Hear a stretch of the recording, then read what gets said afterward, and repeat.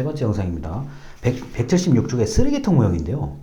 자, 쓰레기통 모형, 쓰레기통 안에 뒤죽박죽 쓰레기가 있는 걸 상상하시면서 이거 상상하시면 쉽습니다. 176쪽의 아래에서 여섯 번째 줄이요. 자, 쓰레기통 모형은 여러 가지 요소가 결합돼서 정책이 결정된다고 보는 것이다.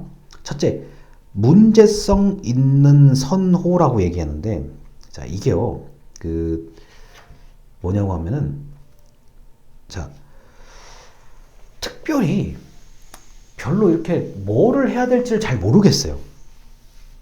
내가 지금 뭘 결정하려고 이 자리에 앉아 있는 거지? 자, 176쪽의 아래서 세 번째 줄, 불명확한 기술. 지금 내가 정책 문제가 뭔지도 잘 모르겠어. 자, 세 번째, 176쪽의 아래서 두 번째 줄, 셋째, 수시적 참여자. 야, 이거 지난번 회의 때 이렇게 우리는 대충 합의를 봤는데 오늘 회의에서 갑자기 딴 얘기를 하는 사람이 있어요. 지난주 회의에 안 오고 오늘 회의에 온 거야.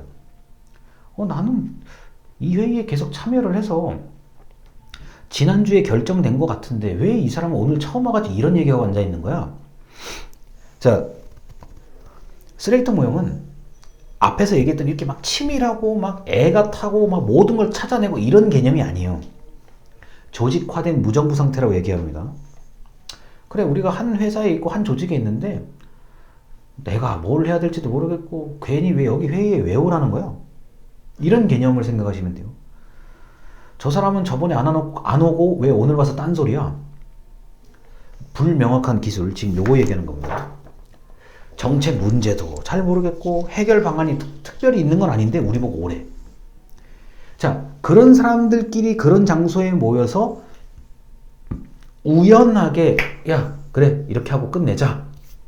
그렇게 결정되는 모습이 바로 쓰레기통 모형이에요. 이해가 되시는지 모르겠어요. 나중에 이거 의외로 이건 많이 겪어요. 야, 이걸 뭐 다음까지 미뤄. 그냥 오늘 빨리 결정해. 야, 오늘 이거 뭔지도 모르는데 어떻게 결정해? 아예 빨리 오늘 해. 어차피 다음 가도 안 돼. 그렇게 나름대로 뭔가 이런저런 이야기 뭐가 뭔지도 모르고 얘기를 하다가 결정된다는 얘기예요. 쓰레기통 모형은요. 이 현실성 있는 얘기입니다. 이거는요. 그리고 나중에 회의 같은 거 많이 해보시겠지만 뚜렷한 안건 없이 뚜렷하게 결정된 거 없이 끝나는 회의 많아요. 그리고 이런 게 있죠. 오늘 원래 나오기로 했던 분이 출장을 가셔서 오늘 나오기로 했던 분이 휴가를 가셔서 제가 대신 나왔습니다. 많아요. 이런 일들이요. 이런 일이 비일비재합니다. 177쪽의 점중주의 모형. 자, 이거는 이런 거요. 우리가 요번에 결정하는 것은 저번에 했었던 거, 작년 것, 기존에 있었던 정책을 약간만 수정하는 수준에서 결정하자. 이게 제일 대표적으로 많이 나타나는 정책 결정 모습이에요. 178쪽입니다. 위에서 세 번째 줄이요. 자, 정책 결정자의 분석 능력과 시간이 부족하고 정보도 별로 없는데 그렇다고 뭐 대안끼리 뭐 비교를 하고 이러기에도 좀 애매해요. 그래서 정책 결정은 현재 하고 있는 것, 작년에 했었던 것, 기존에 했었던 것을 약간만 바꿔서 그냥 결정하거나 아니면 그대로 결정하는 것도 점중주의 모형이에요. 근데 이런 게 의외로 많습니다. 야, 이런 거, 야, 올해 이 사업에 우리가 1억을 써야 돼. 작년에 얼마 썼니? 1억이요. 그대로 결정해. 작년보다 조금만 줄이면 좋겠어요. 그래, 9천만 원. 작년보다 조금만 늘리면 좋겠어요. 작년보다는 올해 좀 사람이 많이 올 것 같거든요. 자, 잘 들으세요.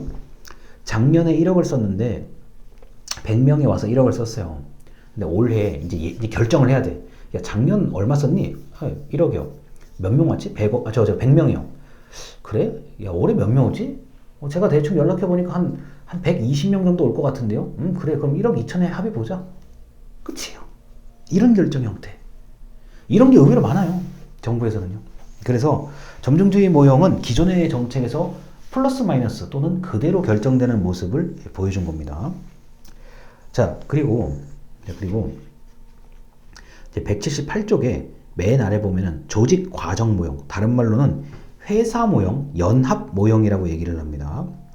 자, 그래서 이런 조직 과정 모형, 회사 모형, 연합 모형 다 같은 말이에요. 요거는 이제 179쪽에 이런 얘기가 있어요. 자, 아래 문단을 보면은 첫째라고 돼 있는 부분이 있어요. 첫째, 정부나 기업처럼 큰 조직은 나름대로 그 나름대로의 문화가 있고 그 나름대로의 일하는 방식이 있어요. 정부 부처는 여러 개의 조직이 그냥 연결된 거예요. 뭐 예를 들어서 행정안전부, 국토교통부, 교육부 이 연결된 거고 난 이게 이해가 안 된다. 대학교, 자 교무처, 자 교학처, 학과 그냥 한 조직 안에 그냥 여러 개의 조직이 있는 거예요. 근데 연결은 돼 있어요. 자 179쪽에 아래에서 6번째 줄이요. 둘째, 정부는 자 우리 대학교는 각 부처가 그냥 처리하는 방식대로 그냥 따라서 처리해. 그래 교학과에서 그래 이거 그렇게 처리하세요. 자 학과에서 이거 행정학과 그렇게 처리하세요. 뭐 예를 들어서 자 외국인 유학생 뭐 그거 그쪽 그 국제관계하는 부서에서 알아서 처리하세요.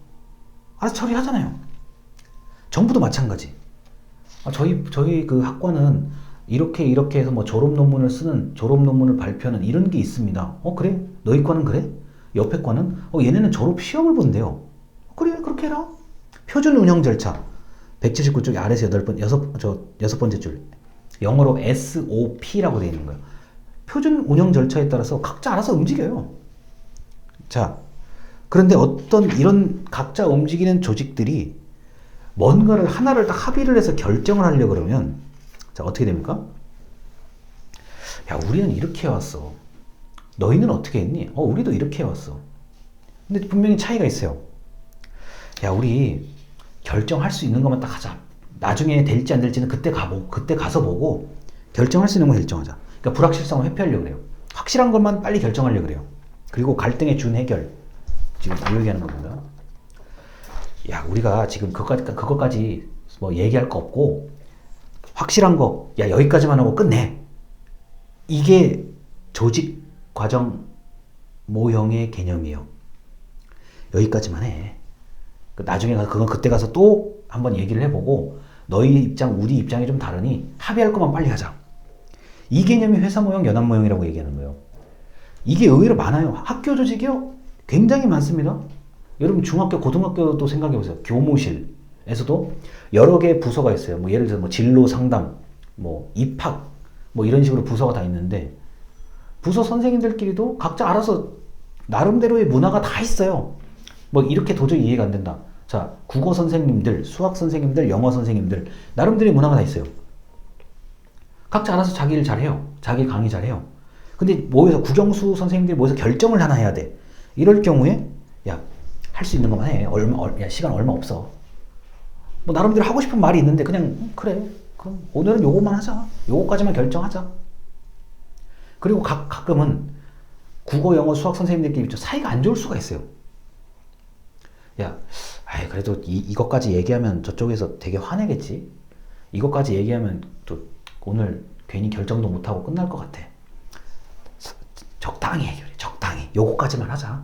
요걸로 목표 정하고 요걸로 자, 요걸로 정책 결정 시작. 끝. 이게 회사 모형 개념이에요.